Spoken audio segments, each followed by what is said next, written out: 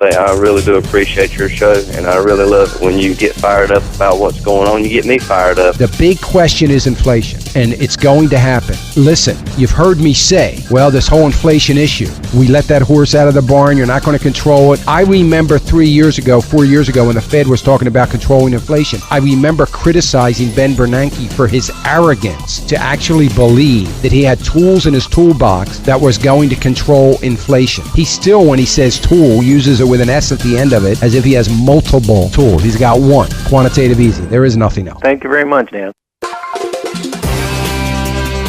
The opinions and recommendations expressed by Dan are his own and do not necessarily represent the opinions of this station or any of the show's sponsors.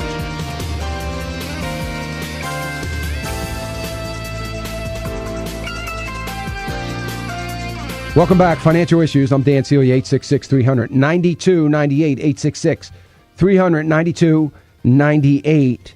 We are going to get back to the phones, 866-300-9298. Check out the Facebook page at Financial Issues, or whatever it is. I don't know anything about Facebook. I guess you go to facebook.com/financial issues. Okay. And check it out, and you'll see an article that was posted on there, I think, on Thursday or Friday last week, talking about the GOP mulls 32 candidates for president in the 2016 so far. Means there's probably more to come. Take a look at it so you know who they're thinking about, in case you're wondering, who's going to be running for president for that? Well, this will give you an idea of at least who they're thinking about. And I don't expect anybody's top 10 list. Actually, I only have a top 9 list. But I don't expect anybody's 9 to be the same as mine. As a matter of fact, I'd be shocked if anybody's was. Because there are some of the candidates that, frankly, there's a couple that wouldn't even make my list that some people are going to think, are great candidates. So, anyway, take a look at it. If nothing else, it'll be fun. Maybe it'll be fun. It might be frustrating. I was in West Texas last week for a couple of days, and I had an opportunity to speak to about 6 people, and great people.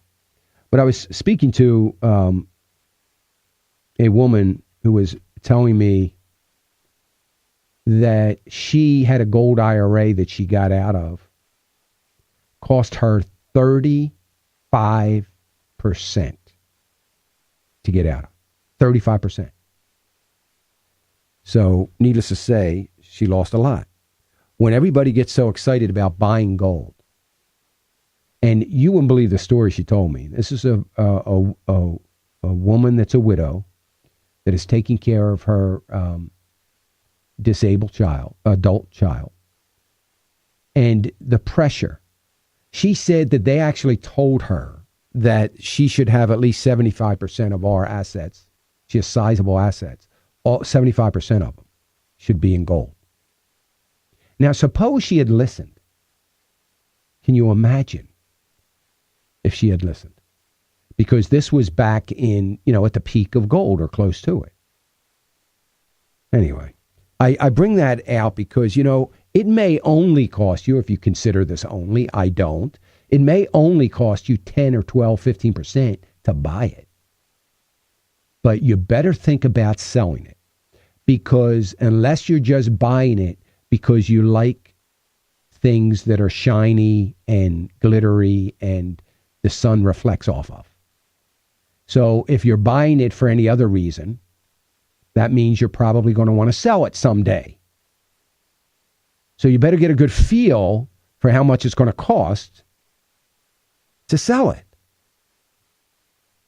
The other thing that you need to do, and this costs considerable money as well sometimes, if you don't have it in your possession, you probably shouldn't even own it. I don't want to have it in some warehouse somewhere that's supposedly a secured, bonded warehouse. I don't care about any of that. If you're going to buy it, take physical possession of it. That's my thing on gold. Anyway, let's go to Bernard. Bernard calling us from Iowa. Hey, Bernard. Dan, Hello, Dan. How are you?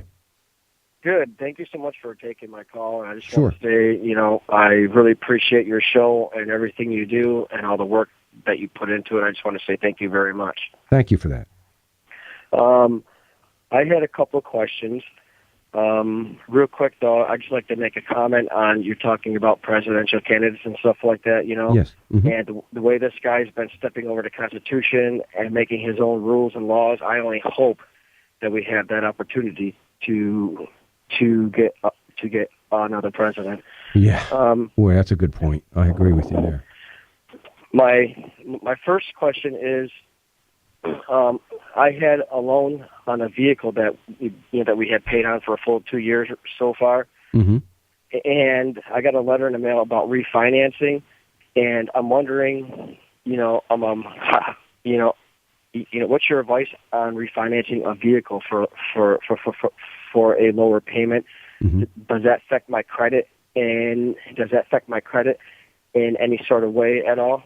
No, Bernard, it does not. It wouldn't affect your credit. It would only affect your credit if you applied for the refi and it didn't get approved.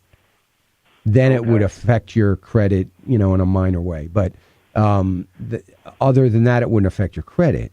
Now, how do I feel about it is I love the idea of trying to get a lower payment, but because, the ultimate goal of all of us that if you have to, finance a vehicle, which a lot do, to try to get it paid off as quickly as possible.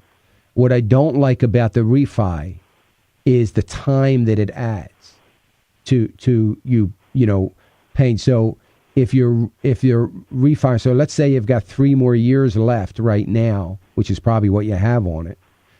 You have 3 more years left to pay it off. If the refi is going to take you to 4 or 5, that would concern me a little bit. Okay. Right. I don't like adding time. Now, yes. if Bernard, you're in a situation where you just cannot, make this payment and you're struggling, then that's fine. But I wouldn't do it. I like, the sooner you get out of it, and then you can hang on to it for more years. Now you're going to add time. So let's say you add 2 years. But you're probably still only going to keep it for, let's just say after it's paid off now, you keep it for 10 years, or 5 years even. Now you've only got 3 of those 5 years without any payment.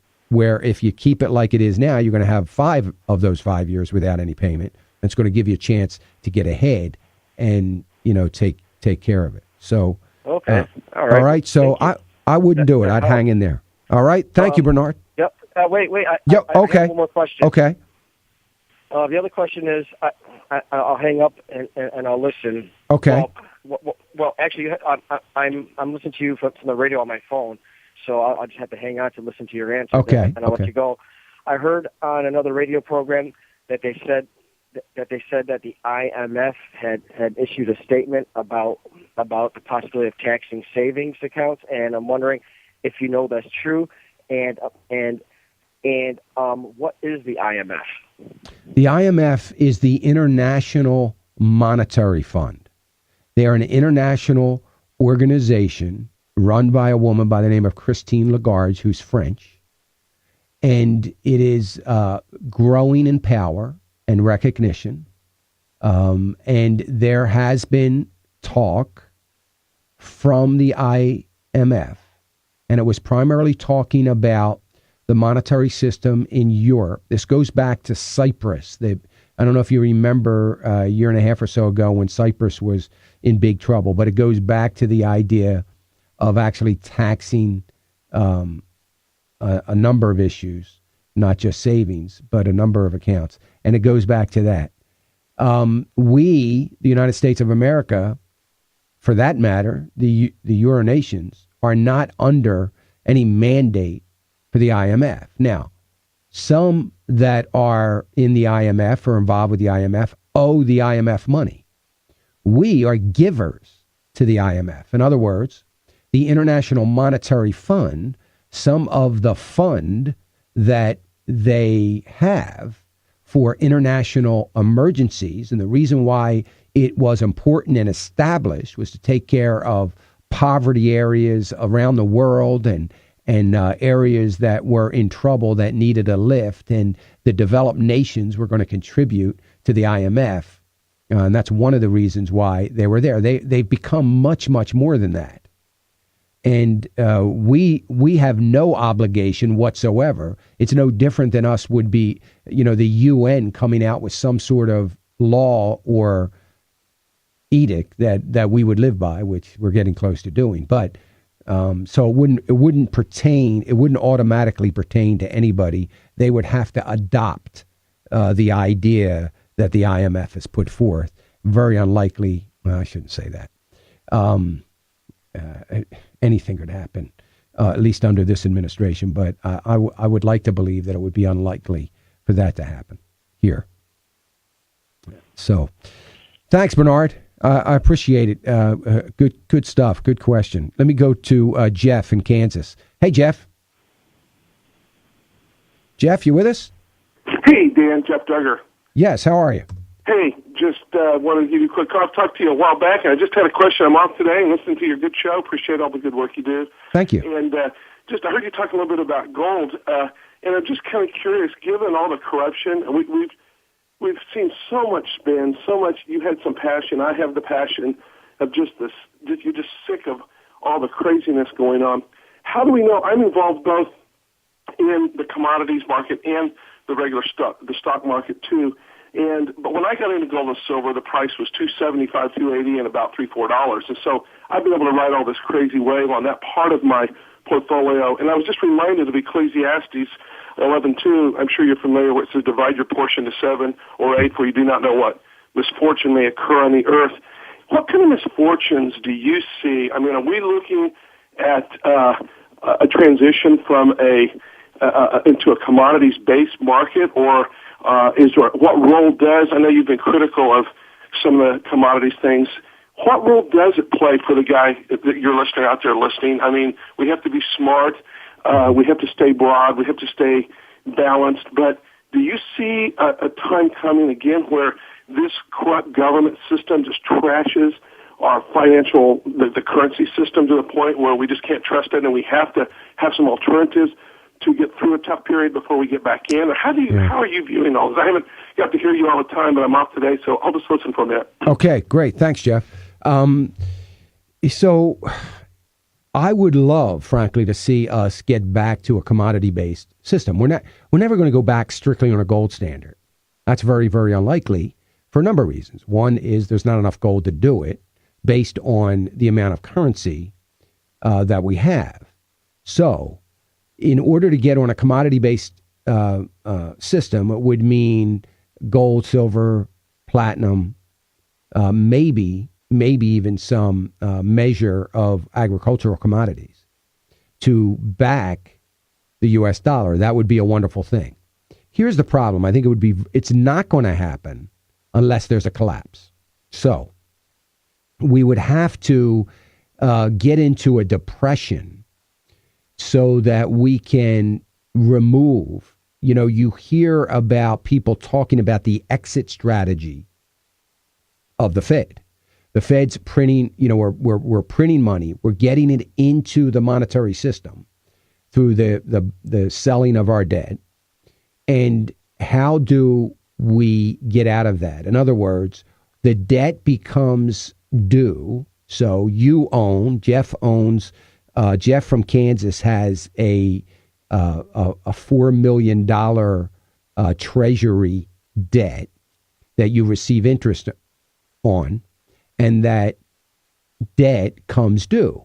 And in the year 2016, it matures and you get your money back.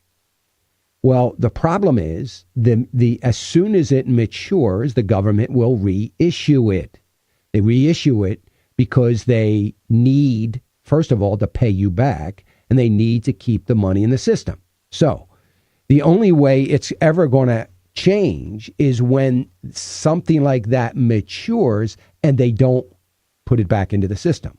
They pay the debt holder and they begin to get out of the massive amount of dollars that we've put into the system. When they do that, that will shore up our monetary system. Here's the problem. That's not going to be done until it's done through a depression where there is a massive default.